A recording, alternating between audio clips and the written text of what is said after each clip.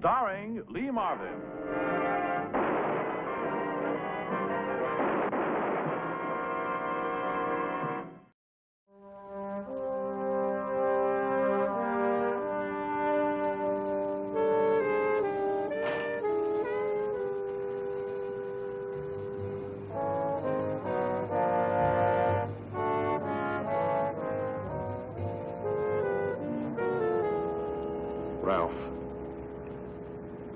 Ralph, tomorrow's a new year.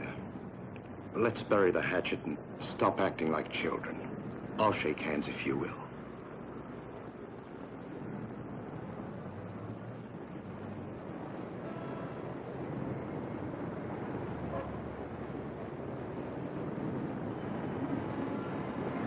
Okay. Everybody else is closed but Ralph. Wait till Novotny leaves the block. His car's down at the corner. Suppose Ralph says no again. What's the play? Little acid on his nice new suits? Well, he's got to have some kind of a lesson to bring him in line. It won't be the kind he'll talk about. You might kill him. He had a chance to buy protection. He didn't want it. There goes Novotny.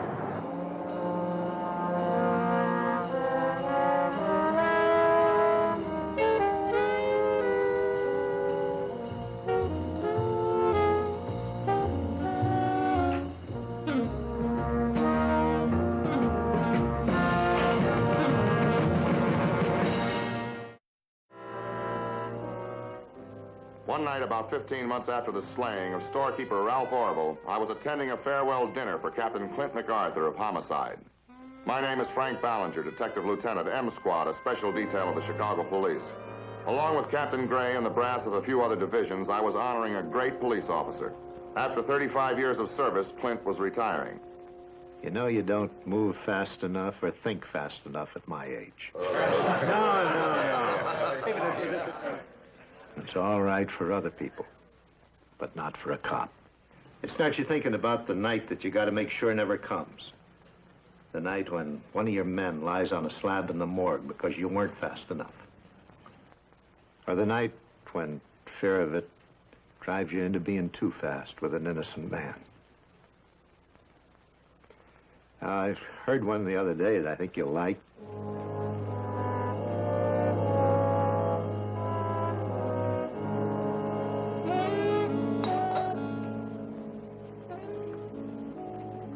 How do you think it went? Fine. But something's eating him. Yeah, he's got something on his mind. Hey, you two, wait for me. Great to see you again, Mike. Drop in to see me sometime. Thanks for the party, Cap. It was swell. Well, now that you're retired, Clinton, you can relax. Don't worry, he will. Thanks, Frank. I'll try. Yeah, I've got to try. Oh, come on, Clint. A month from now, you'll be glad you're out of it. Will I? Oh, sure. Then help me. The man's going to die in the chair Tuesday night. A shopkeeper by the name of Walter Novotny. I put him there. Oh, a jury put him there, Clint, for killing a business rival. On evidence that I gathered. Oh, I know, there's where my job ended. But I missed something. Somewhere I missed something. I feel it at night. I dream about it. That man is innocent. Don't ride yourself, Clint. Nobody likes to send a man to the electric chair. Well, somehow he's gotten to me. Well, there's something in everybody that you can like. He claims that he's innocent, and you want to believe him. You have your doubts, sure. We all have. You're human, but so is a killer. Yeah, you can like the man, but your instinct tells you this man is capable of murder. Well, I don't feel that way about Novotny. I want to believe he's guilty, but I can't. The evidence says he is, but I just don't believe it. Well, how can we help you? Let Frank check back on me. I've exhausted every angle. Let me go out of the department without feeling that I've got blood on my hands. All right, Clint. How much time is left before the execution? About 48 hours.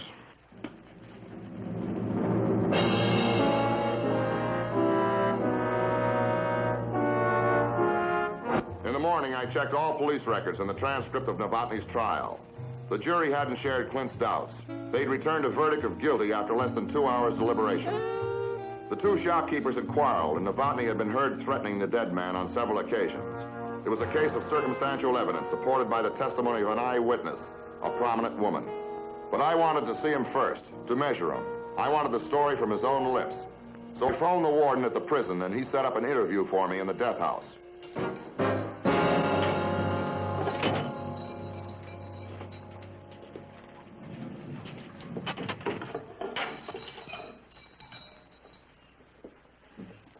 Novotny? I'm Lieutenant Ballinger of the Chicago Police. Who sent you, Captain MacArthur? Are you supposed to get the confession he couldn't get from me? He sent me down here to try to help you. Me or his own conscience? You're not being very cooperative. Well, what am I supposed to do? Die with a smile on my face? Should I admit killing a man when I didn't? Would that be cooperative?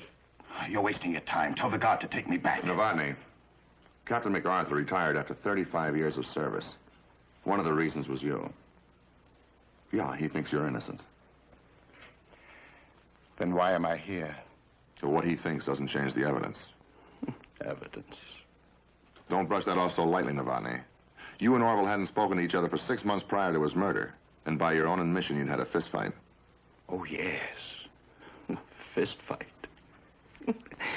Did you ever see a fight between two middle-aged shopkeepers, Lieutenant?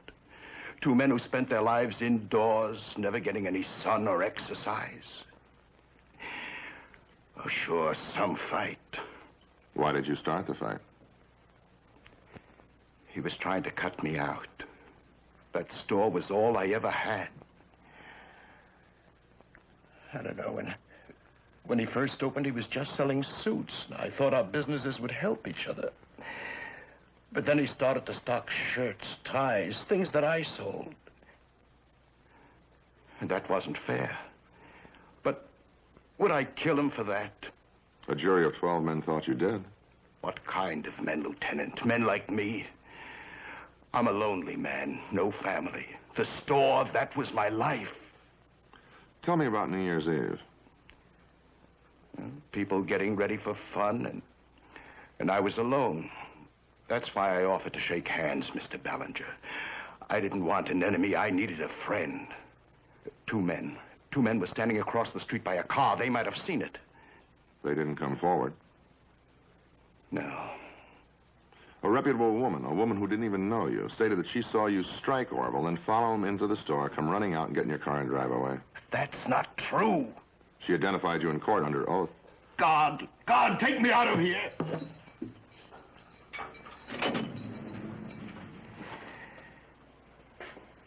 Do you go to church, Lieutenant? Not as often as I should. The next time you do, say a prayer for Mrs. John Cabot Warren. Because I swear by all that's holy, that woman lied.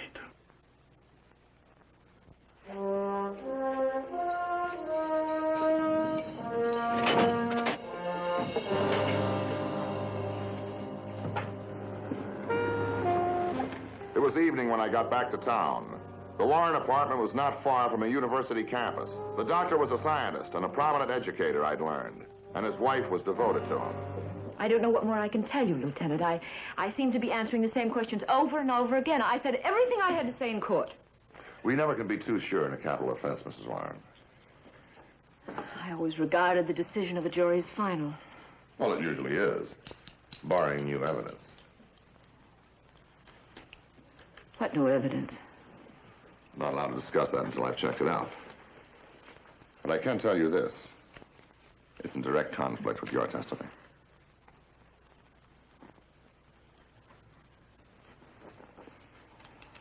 Are you accusing me of perjury? Of course not. Let's just say that I'm suggesting the possibility of a mistake. There was no mistake.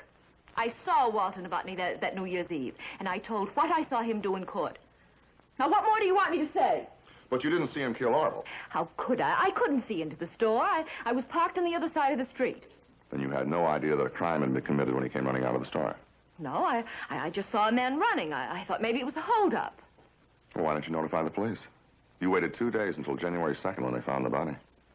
There was no alarm or anything. I thought maybe I'd made a mistake. After all, a man in a hurry on New Year's Eve. I was late for a party myself. Well, I thought you said you were sitting in a parked car. My purse fell off of the seat onto the floor, and I stopped to pick it up. Was Dr. Warren with you? No, he was in California discussing the presidency of a new university. He's there now, finalizing it. Can't you see why I want this over and forgotten? Well, you don't have long to wait. Novotny dies tomorrow night. You knew that, didn't you?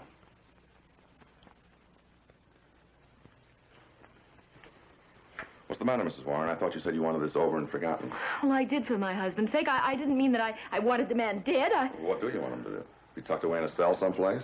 For the rest of his life while you hope for some miracle to save him? Well, nothing's going to save him unless you change your testament. I can't. I told the truth. I hope so. Well, I did. Then you can rest easy, Mrs. Warren. You did your civic duty. The law took over, now the states can execute him. But if you lied, I hope you can live with it. Because you will have killed Novotny as certainly as if you pulled the switch with your own hand. Good night, Mrs. Warren.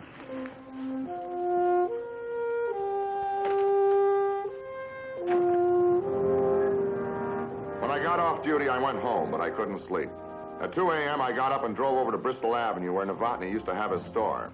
Ralph's store was taken over by a relative and was still in business. A new tenant had rented Novotny's for a music shop. There was nothing to restrict the view from across the street. It was in keeping with Mrs. Warren's testimony.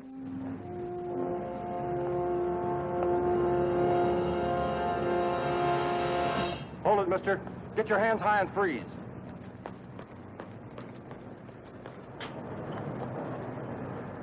Gun, huh? Here's something to go with it. Gee, Lieutenant, I'm sorry. What outfit do you work for? Pelton's Protective Police? Were you on duty the night that Orville was killed? Yes, sir, but I didn't see anything. Well, I didn't discover the body for 2 days, yet the door was unlocked. I thought you men were supposed to check the locks twice on every turn. Well, I explained that to homicide, Lieutenant. Ralph Orville never took our service. Did Novotny? No, sir. Let me just tell you one thing. Never stick a gun in a man's back, because he knows anything about judo. He's liable to take it away from you. Yes, sir. Pelton was out of town, and Joey Devon, the salesman, was running the business. He hadn't been screened by the police because he wasn't a patrolman. You'll have to see Pelton about that. Nobody can walk in here and make us show our books. I simply asked you how many customers you were protecting. Well, I don't know. I'm just a salesman. Mr. Devon, haven't we met somewhere before? I don't think so. I'm pretty good on faces. Well, I'm only in Chicago 3 years. Always in the selling game. 8, 9 years ago. What? We met somewhere. 8 years ago, I was in Kansas City. I wasn't. What are you driving at? Well, you know how it is. You see a face, then you try to tie it to a name, and then where you met that face. Well, unless you were in Kansas City. Oh, it doesn't mean anything. Look, thank you very much for the information about Mr. Pelton.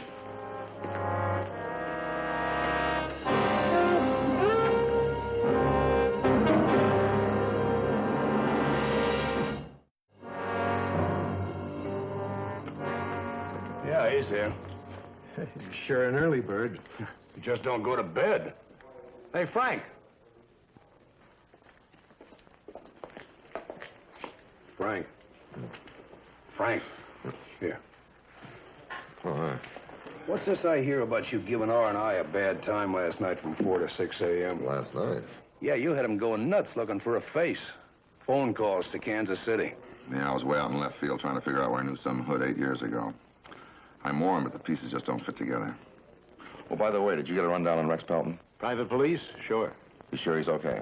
Well, I can vouch for Pelton, Frank. He's licensed. So are all his patrolmen. He only hires men who've passed civil service.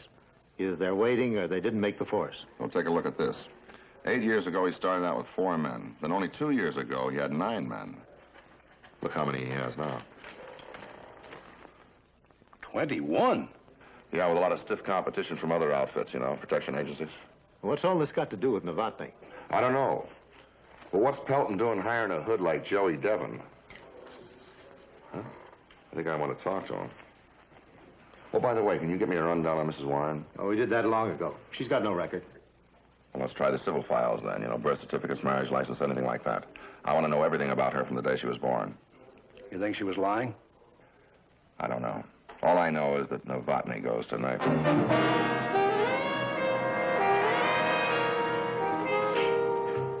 I set up a fast check on the Pelton Agency's customers.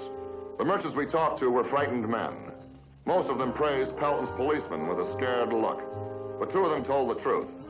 Joey Devon was the man who was pressuring them, demanding more than the regular fee. Those who didn't buy this service had been beaten or had their merchandise damaged. Devon was a man who created fear. Some salesman. He's stealing twice as much as his boss Pelton is making. More. He doesn't have to pay salaries or commissions. So Pelton gets lazy, the salesman takes over. Does all this relate to the Novotny case? I don't know, it might. You see, Devon was drumming up business at the time, putting pressure on small store owners. Well, Novotny never complained about Pelton's service. Just didn't take it. Yeah. Well, there's nothing much here on Mrs. Warren. The woman's clear. 1 traffic ticket 5 years ago for driving without a license. Without a license. Hey, what license? This marriage license. Place of birth, yeah. Lisa Warren, born Lisa Harris, January 27, 1924, Waterloo, Iowa. Wait a second. Yeah. Joey Devereaux, born November 16, 1922, Waterloo, Iowa. Both from the same town. Yeah. A couple of years difference in their age. For a town that size, they must have known each other. Torpedo and Dr. Warren's wife. But she wasn't always Mrs. Warren. And Devon wasn't born a torpedo. I'm gonna have him in. Lisa Harris. Lisa Warren? Oh, I never heard of her. Who is she? You see, I left that town in 43 to go into the Army. Never went back. Devon, would you mind standing up and turning around? I want to see what you're carrying. You can't frisk me. Man with your record. Don't be silly.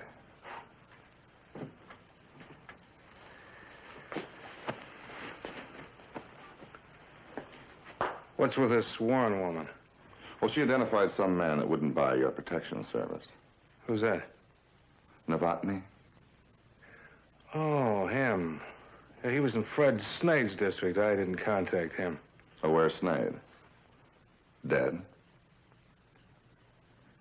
All I know is he walked out on us. Without any salary or commission, huh? Get your hat and coat. Let's go downtown and talk about that. Okay. Turn around. Get your hands up. Come on. Go ask for it, copper. You ask real hard. Get over there. Door to the cellar. Come on.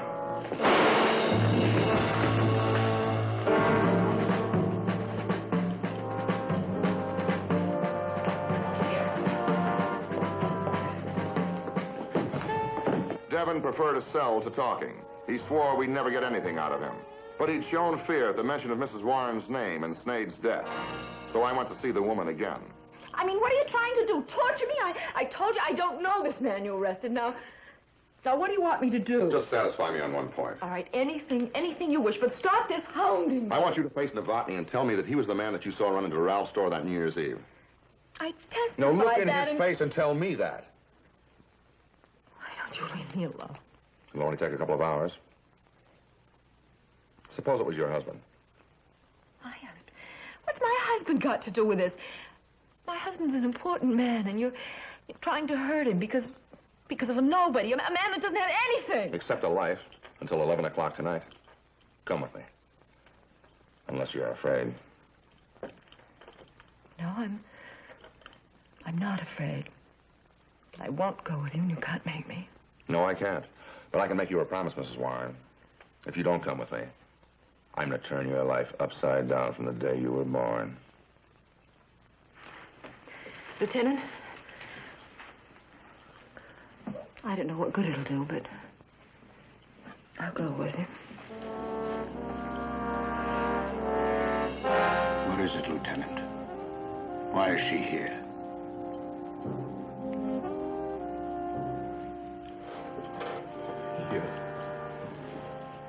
You're going to tell him it was a mistake. Aren't you, Mrs. Warren? That's why, isn't it? Mrs. Warren? No. Look at me. Make her look at me. What are you afraid of? He's behind that wire. I am not afraid. He's the man I saw that night. No. Take me away from here, please. I did what you asked. Now take me away. Did you think you could go through with this?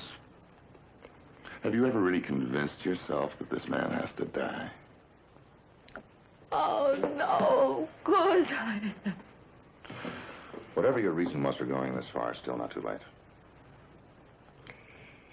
But no one saw him kill. I was so sure with this doubt that his sentence would be commuted. There's to be no reprieve. Your testimony put him here.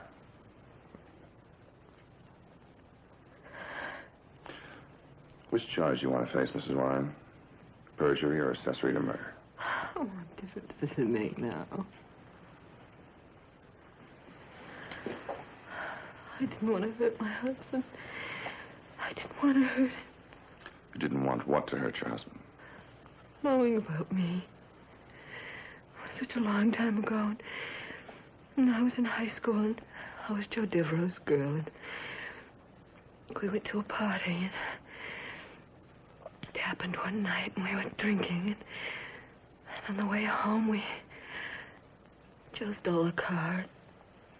I was young and foolish and stupid. We were on our way to a roadhouse in Midvale, and I wanted to drive. It was a dark country road, and I didn't see the man walking. I didn't see him. I hit him. Did you kill him? No. The paper said he'd never walk again. So you just left him in the road? Yeah. But I was so frightened. I was only 17.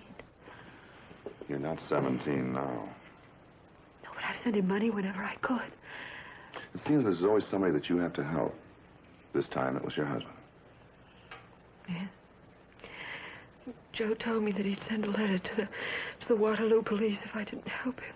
So he made you lie about seeing Novotny that night? Yeah.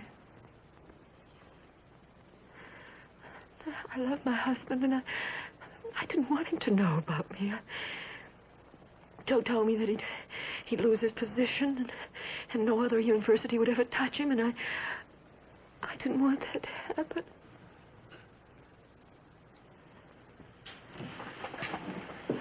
I'll help you now.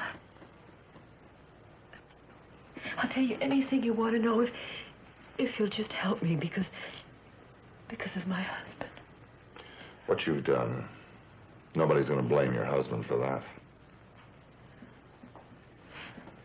Talk to me, please.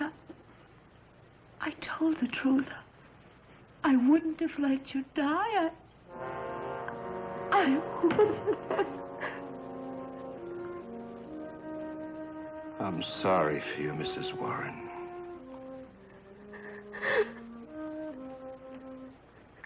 I'm really sorry for you.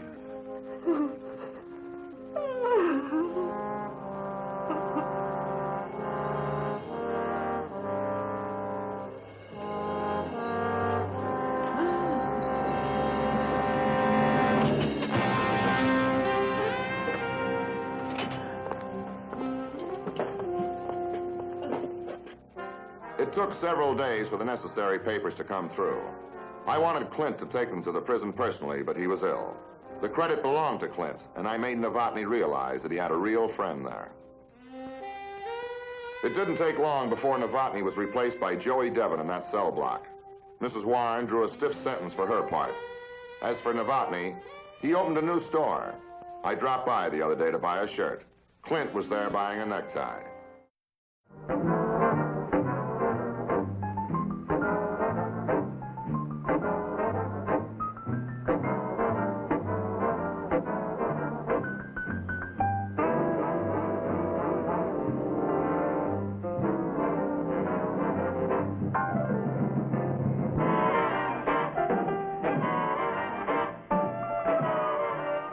Squad.